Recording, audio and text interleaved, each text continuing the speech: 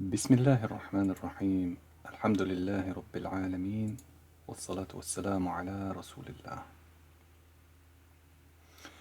So we have talked about the first introduction that we must learn four issues.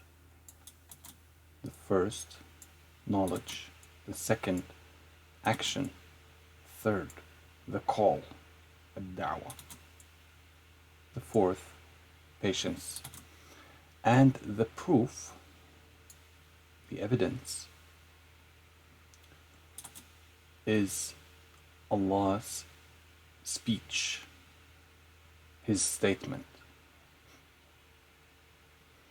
And let me just clear this up.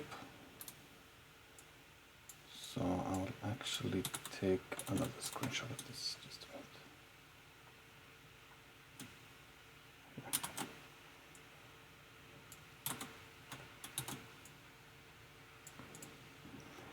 So the author goes, wa ad-dalil.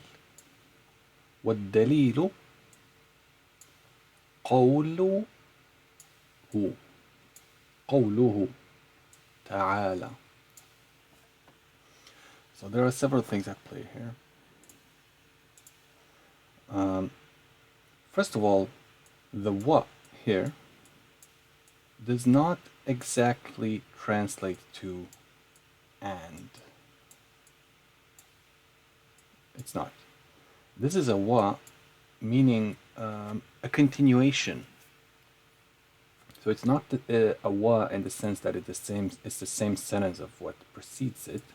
It is rather a continuation on the same line or discourse that you had before.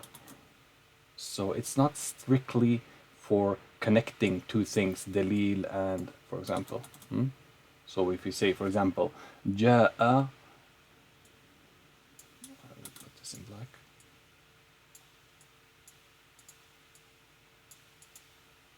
He came.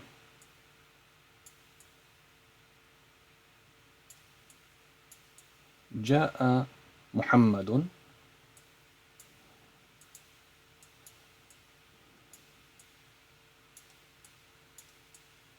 وزيد, meaning Muhammad and Zayd both arrived, they came. So it is not the same, because here wa Zayd takes the same grammatical ruling. Let's say it's the same state is applied as Muhammad, so it gets a dhammatan, because it is Muhammad is who performed the act of arriving. So it is not the same as saying وَالدَّلِيلُ قَوْلُهُ تَعَالَى. This is called, let's see here, this one is called wow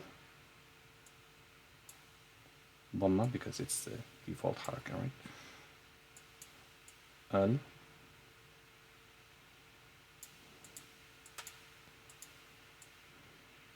Al-atf kasra, because it's mudaf ilayh.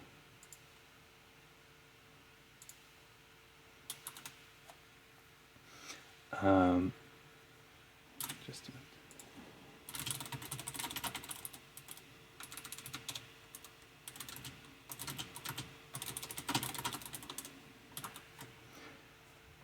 So, جاء محمد وزيد. So, the one performing an act in Arabic takes a dhamma, the default. With regards to the ma'tuf, which is the one who is conjoined, let's say, takes the same grammatical state. So it takes dhamma as well. In the case of waw here, connecting just a sentence to another sentence simply because it's the same unit of speech. It is not the same sentence. It is not the same expression, and they are two distinct sentences. They are complete in themselves. They are independent, and they are in some sense isolated, but related. It is called wow.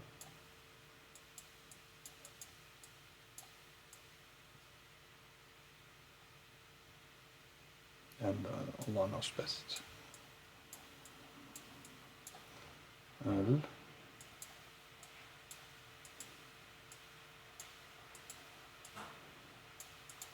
Al-Isti'naf.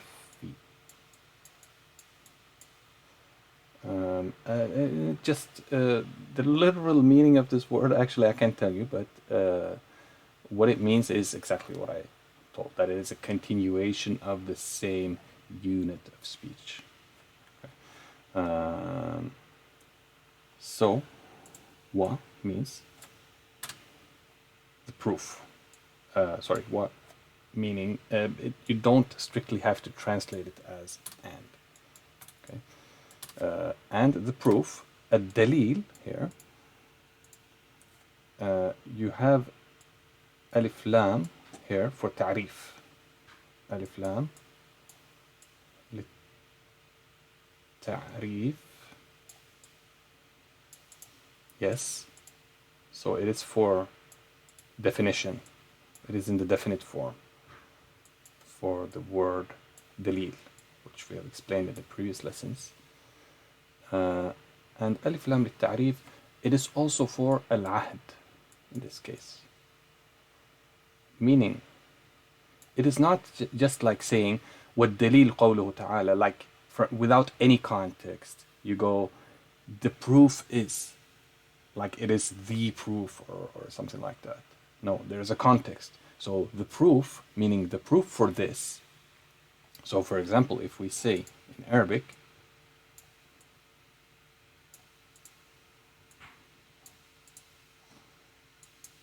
جاء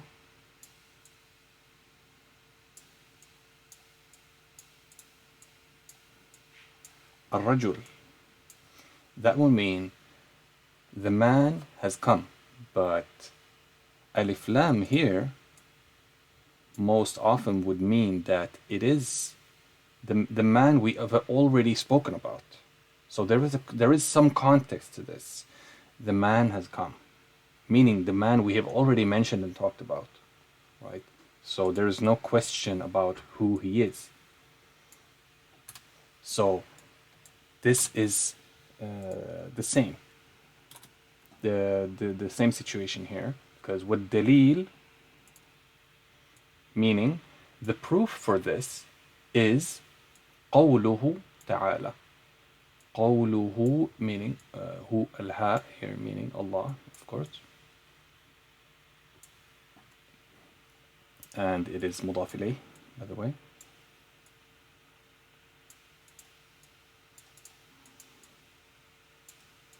Right. And qawl is mudaf, because it is Allah's speech, his speech. And there is no dhamma, dhammatan, as you can see, and there is no alif lam on the qawl, right? And the kasra, which should have been on the mudaf ilayh, is not there. It is hidden. It is actually a dhamma right now because it's a ha, because it's a ha. And the kasra is hidden because it is the pronouns are inflexible, right? So let me just back this up a bit. I will take a new screenshot to overwrite this one, like this. And the proof for this is Allah's speech or statement. Ta'ala is a word. It is a word, it is a verb, actually. So ta'ala.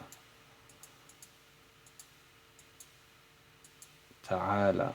It means that someone has ascended or is ascended. I will just write this, ascended. He ascended. So, meaning ascension, that is to be elevated. Okay. So, if you might remember from I believe there's a qunut in Ramadan, you say, تباركت ربنا وتعاليت. تعاليت is the same beginning here. تعاليت.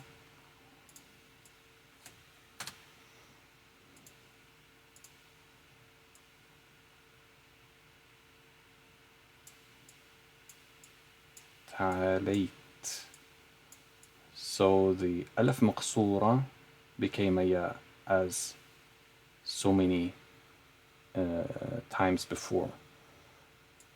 And it is succeeded by a ta, meaning anta. You are elevated. Tabarakta, meaning sort of, I guess it means you are blessed. ربنا وتعاليت, and you are elevated, يعني most high. Okay. So ta meaning anta. And it is also the same verb and word when you say to someone come. You say ta'al. And this is, as you might remember with the verbs, if I say, for example, he came inside. Oh, sorry.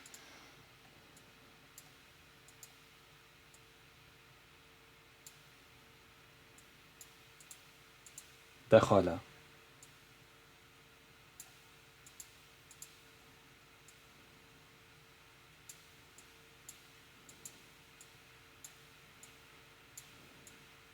يدخل, so he entered, he is entering. Just a minute to check something.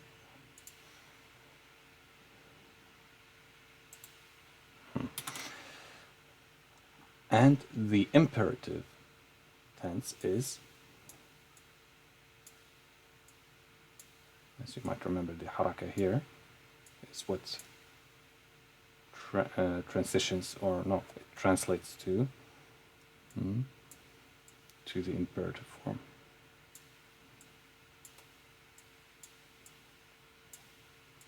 There we go.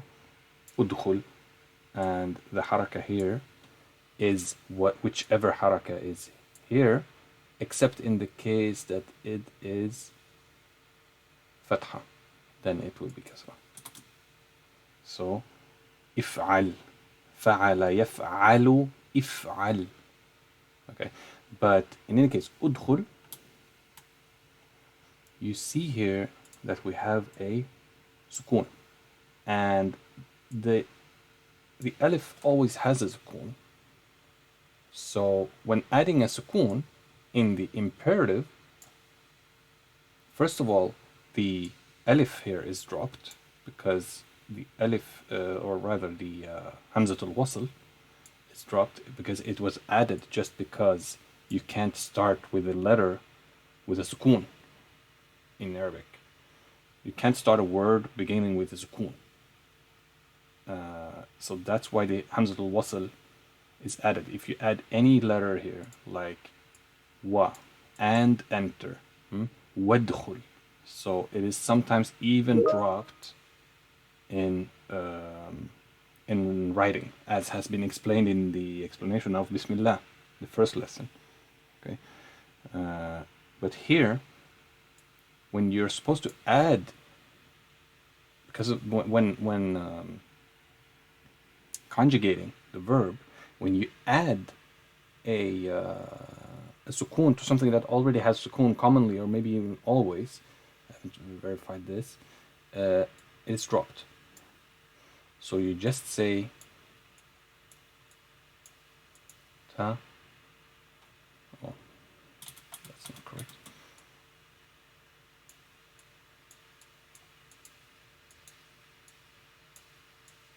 Like this, ta'al. Meaning, and some may wonder, what is the connection between ascension and like coming to a person. It is just like you say in American English, like come on up, come on up.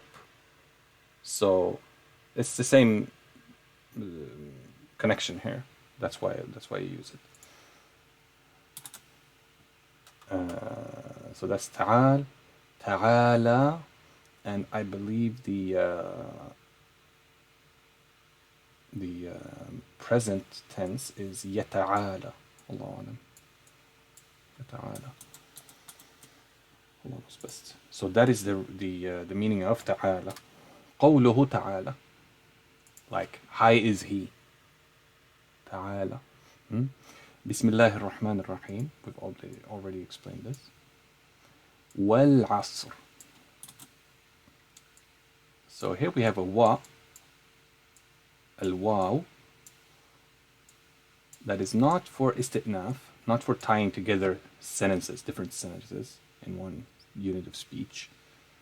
It is not a waw of connecting or conjoining two words like Zayd and Muhammad arrived. No, this one is wawul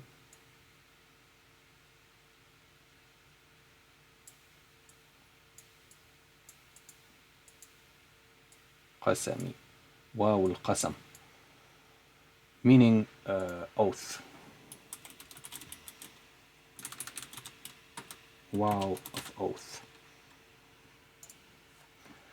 So wal-asr يعني by time, and Allah here swears by the time, and grammatically, linguistically, as a consequence of this, the word that is sworn by gets a kasra. Wal-asri, wal-asri, wallahi. And there are also two other ways of swearing by Allah, in our case, of course, which is the ba'ul qasam, al-qasam, sorry, ba'ul qasam, and the ta of qasam, and that is quite uncommon word or a letter. So wallahi billahi tallahi.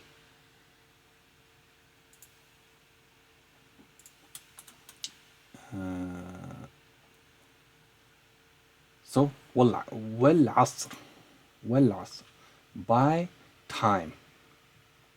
Time. Asr in common language, asr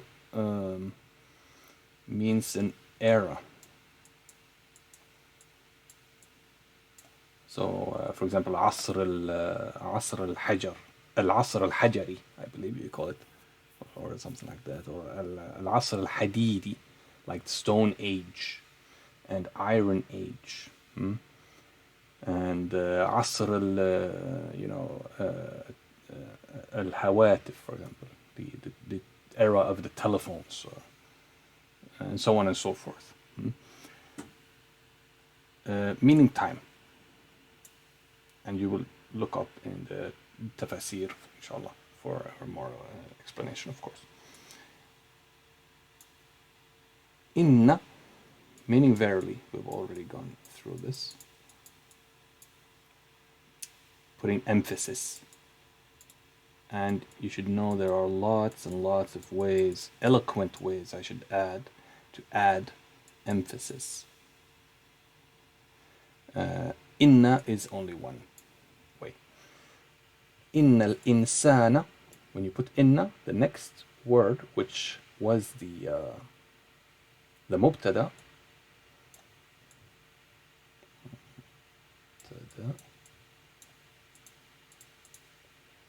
gets fatha.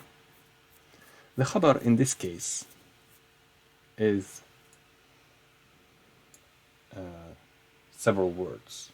The information, like al-insanu fi khusr.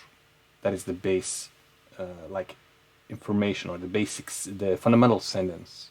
that is being expressed here with extra emphasis. إن الإنسان لفي خسر. La here is used in connection with إن to add extra emphasis. Okay. الإنسان في خسر.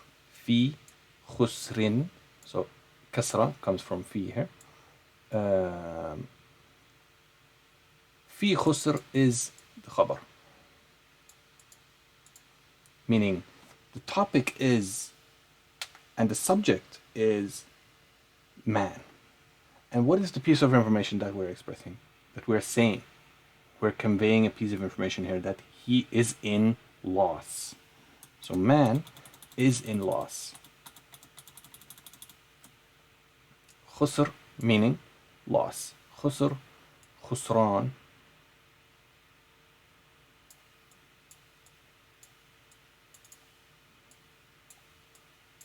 خسران is a synonym, and also خسارة. Well, they are all synonyms. خسارة, like losing money, or losing a game. Everything is خسر and خسارة and خسران. So man is in loss, meaning man is lost. He is in loss, he is lost. إلا, except الذين, this one is important, those who. And الذين, you can add several things after these kinds of words. الذي, الذين, التي, there are different forms. So الذي meaning he who, الذي, and then you can put a sentence after here. For example, الذي, for example, this can maybe is a strange example.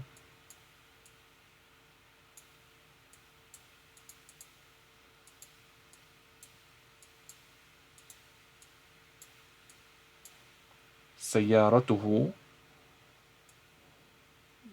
Okay, I don't know if this makes sense, but or I will use another word actually. Yeah, okay, this one is good, inshallah.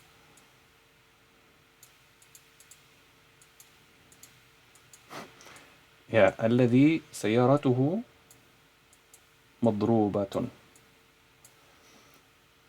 يعني, so you can say, for example, Ali is the one whose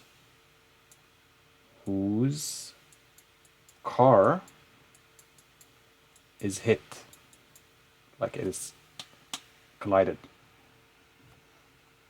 So you can put these kinds of sentences here, like with the mubtada and khabar. So you have a mubtada and khabar here. Here's the mubtada, سيارته مضروبة, this is the khabar. Okay. You can also have a verb, a verbal sentence, like الذي, and then you can just say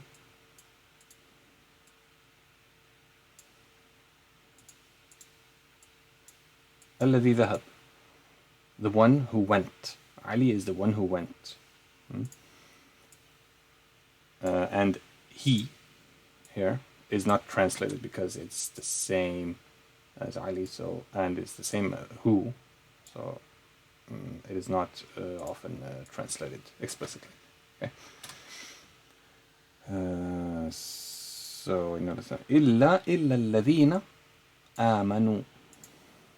آمنوا is from أمن. I mean the basic, the fundamental root word is أمن, meaning security, so to be secure. آمن is a conjugation of this verb آمن, meaning he. It comes from, I mean, there is a relation to the concept of safety here, which is that you, let's say you safely believe in something. So amana really means to accept something as truth.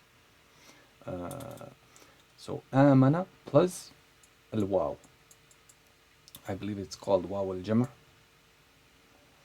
and it always has a, almost always anyway, has a dhamma after it. So amanu meaning they. They. And the alif here is called what? It's called something. In any case, it's not pronounced. That's where there is a zero on top of it. It's not a sukoon, inshallah. As you can see here, the sukoon here is written like a ha. It's not written like as a zero in the mushaf most commonly. So it is not pronounced. The ones with the zero in a modern mushaf is not to be pronounced. Okay. So amanu meaning they believed.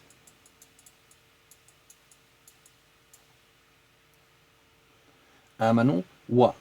Here we have a waw. It is distinct from the waw of al-isti'naf. Waw here, except those who believe and. So it goes back to those who believe and those who, meaning that the waw here, there is a precedence in some sense, but they are equally important, and Allah knows best. This is their general meaning of waw anyway, that they are in some sense they are equal in importance. Okay? Even though one is obviously mentioned before the other. Okay? So وَعَمِلُوا عَمِلَ meaning an act. He acted. عَمِلَ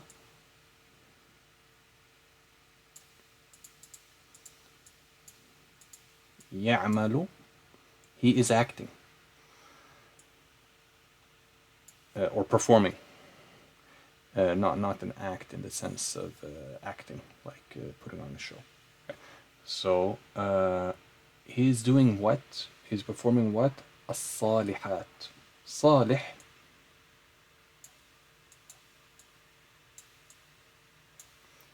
meaning something which is good. And salihat is the general way of making a word feminine plural. So just write feminine plural. Huh? Feminine plural. There's an intricacy to using the feminine plural in a sense. I will go into that inshallah. Amilu, and they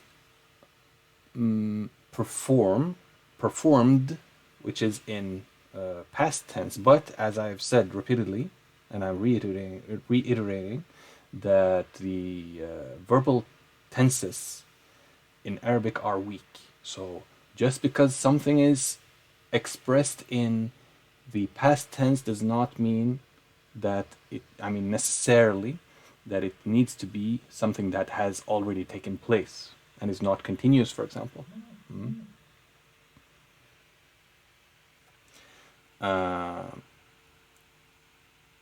So as-salihat is what is being performed. Okay, it's doing something, and they are doing something, a good deed or good deeds. Okay, and as you may know, the object of a verb gets, or should get, I should say, a fatha. Okay, but in this case, because it's a feminine plural, a feminine regular plural, I should say, it gets a kasra. So, for example, if I say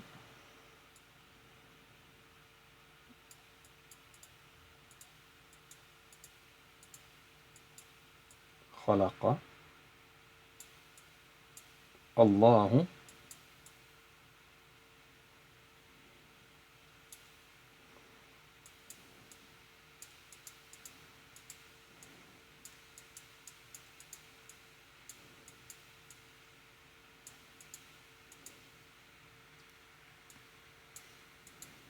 السماوات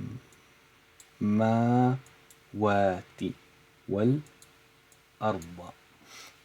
Not samawat, samawat. There's an alif here, a dagger alif, which is its name, alif skin, meaning a knife. Minuscule alif, which is identical in pronunciation to the big alif here. Okay. خلق الله السماوات والأرض, meaning that Allah created heavens. This is the object of the act of creation, right? So Allah has performed the act, or lafz al-jalala gets dhamma, fatha to the thing or the object that is affected by the act of creation. So really it should have been fatha were it not for that the word is expressed in feminine regular plural. Samawati. And by the way, samawat is singular plural of sama. So here we have sama, and you can see clearly that the hamza, by the way, as an aside, became a waw. And this is another aside to the aside, is that sama really means elevation, something up high. So Allah fi sama could mean that Allah is in the heavens, yani over the heavens, but it can also mean Allah is in the elevation, let's say. Allah is in the high. Just as you say to nobility in Arab culture, you say sahib, meaning the one who possesses. Sahib al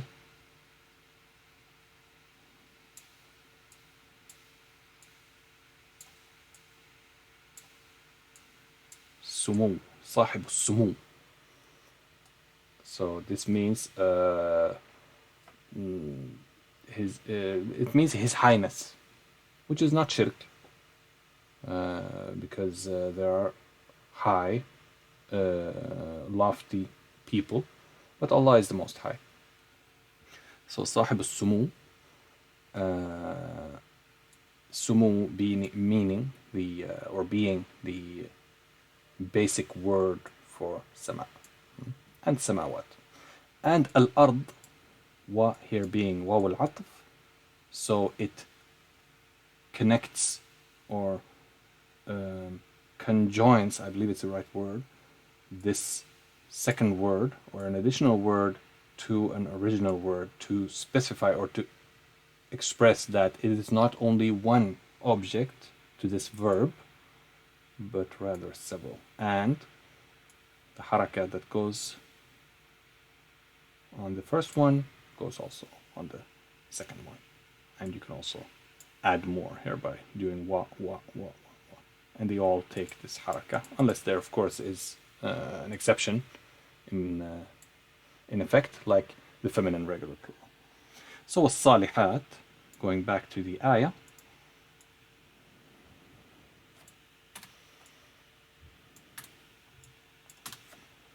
those who do good deeds, meaning وَتَوَاصَوْا, and those who tawasaw,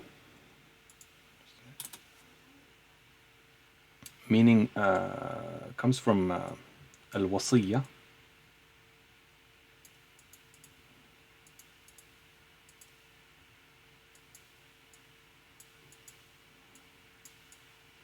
meaning in its weakest sense, I guess it would be to advise someone. But al-wasiyya is also something that you put in your testament. That is in a sense, that is the wasiyya. Wasiyatul rajul, yani his testament. When he dies, that is his final wish, So it could be a very a strong connotation to the word. وَتَوَاصَوْا meaning, in this case I won't go into details about the form of this word, but tawasaw, meaning those who advise each other.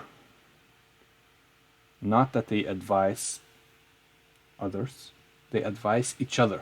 As a group, they advise one another. Okay? Tawasaw. And wow here is the same story as the two preceding instances. Bil, they advise each other bi, and that is wasiyatun bi. It is just the pronoun you use with in combination with this verb. Bil haqq, with the truth. Watawasaw, same story. Bil بالصبر. Sabr is something I believe we have explained or mentioned previously, meaning patience. Yes, we did actually. Of course, with the fourth item. And by this I conclude the lecture, inshallah ta'ala. وبارك الله فيكم. سبحانك اللهم وبحمدك أشهد أن لا إله إلا أنت أستغفرك وأتوب إليك.